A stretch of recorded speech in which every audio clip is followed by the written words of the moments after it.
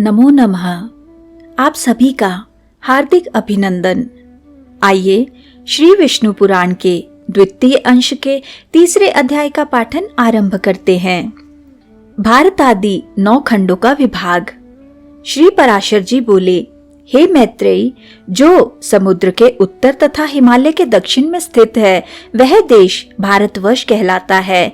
उसमें भरत की संतान बसी हुई है। हे महामुने, इसका विस्तार 9000 योजन है। यह स्वर्ग और अपवर्ग प्राप्त करने वालों की कर्म भूमि है। इसमें महेंद्र, मलय, सह्य, शुक्तिमान, ऋक्ष, विंध्य और परियात्र ये 7 कुल पर्वत हैं। हे मुने, इसी देश में मनुष्य शुभ कर्मों द्वारा स्वर्ग अथवा मोक्ष प्राप्त कर सकते हैं और यहीं से पाप कर्मों में प्रवृत्त होने पर वे नरक अथवा तिर्यक योनि में पड़ते हैं। यहीं से कर्मानुसार स्वर्ग, मोक्ष, अंतरिक्ष अथवा पाताल आदि लोकों को प्राप्त किया जा सकता है। पृथ्वी में यहाँ के सिवा और कहीं भी मनुष्य के लिए कर्म की विधि नहीं है।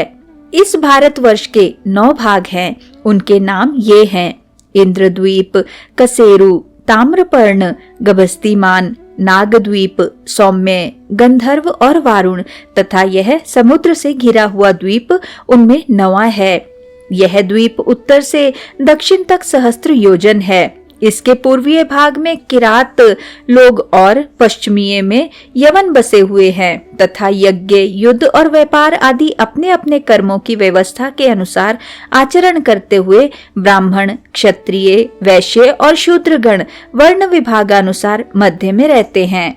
हे मुने, इसकी शतद्रु और चंद्रभागा आदि नदियां हिमालय की तलैटी से, वेद और स्मृति आदि पारियात्र पर्वत से, नर्मदा और सुरसा आदि विंध्याचल से तथा तापी, पयोशनी और निर्विंध्या आदि ऋक्ष गिरि से निकली हैं। गोदावरी, भीमरथी और कृष्णवेणी आदि पापहारिणी नदियां सह्य पर्वत से उत्पन्न हुई कही जाती हैं। कृतमाला और ताम्रपर्णी आदि मलयाचल से, त्रिसामा और आर्यकुल्या आदि महेंद्रगिरी से तथा ऋषिकुल्या और कुमारी आदि नदियां शुक्तिमान पर्वत से निकली हैं। इनकी और भी सहस्त्रों शाखा नदियां और उपनदियां हैं।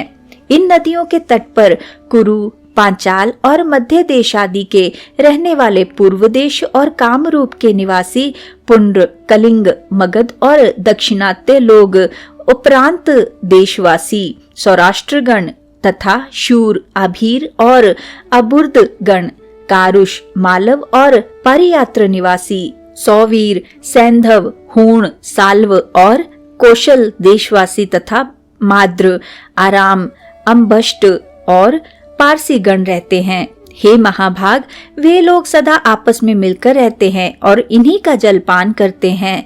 इनकी सन्निधि के कारण वे बड़े हृष्ट पुष्ट रहते हैं। हे मुने, इस भारतवर्ष में ही सत्ययुग, त्रेता, द्वापर और कली नामक 4 युग हैं, अन्यत्र कहीं नहीं। इस देश में परलोक के लिए मुनिजन तपस्या करते हैं, याज्ञिक लोग यज्ञानुष्ठान करते हैं और दानी जन आदर पूर्वक दान देते हैं। जम्बू द्वीप में यज्ञमय यज्ञ पुरुष भगवान विष्णु का सदा यज्ञों द्वारा यजन किया जाता है। इसके अतिरिक्त अन्य द्वीपों में उनकी और प्रकार से उपासना होती है। हे महामुने, इस जम्बू द्वीप में भी भारतवर्ष सर्वश्रेष्ठ है, क्योंकि यह कर्म भूमि है। इसके अतिरिक्त अन्य देश भोग भूमियां हैं। हे सत्तम, जीव को सहस्त्रों जन्मों के अनंतर महान पुण्यों का उदय होने पर ही कभी इस देश में मनुष्य जन्म प्राप्त होता है। देवगण भी निरंतर यही गान करते हैं कि जिन्होंने स्वर्ग और अपवर्ग के मार्गभूत भारतवर्ष में जन्म लिया है, वे पुरुष हम देवताओं की अपेक्षा भी अधिक धन्य बड़भागी हैं। जो लोग इस कर्म भूमि में जन्म लेकर अपने फलाकांक्षा से रहित कर्मों को परमात्मा स्वरूप श्री विष्णु भगवान को अर्पण करने से निर्मल, पाप पुण्य से रहित होकर उन अनंत में ही लीन हो जाते हैं, वे धन्य हैं। पता नहीं अपने स्वर्ग प्रद कर्मों का क्षय होने पर हम कहाँ जन्म ग्रहण करेंगे। धन्य तो वे ही मनुष्य हैं जो भारत भूमि में उत्पन्न होकर इंद्रियों की शक्ति से हीन नहीं हुए हैं। हे मैत्रेयी, इस प्रकार लाख योजन के विस्तार वाले नववर्ष विशिष्ट इस जम्बू द्वीप का मैंने तुमसे संक्षेप से वर्णन किया। हे मैत्रेय, इस जम्बू द्वीप को बाहर चारों ओर से लाख योजन के विस्तार वाले वलयाकार खारे पानी के समुद्र ने घेरा हुआ है। इसी के साथ आज के इस सुंदर पाठन को हम यहीं पर विराम देते हैं और अगले अध्याय के पाठन के लिए हमारे साथ फिर से जुड़िएगा।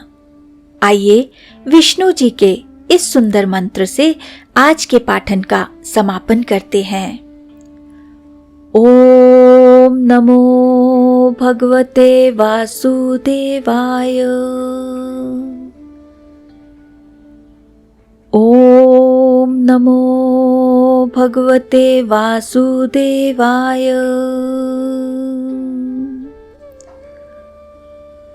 ओम नमो भगवते वासुदेवाय। ओम नमो भगवते वासुदेवाय। ओम नमो भगवते वासुदेवाय। ओम नमो भगवते वासुदेवाय। ओम नमो भगवते वासुदेवाय। धन्यवाद।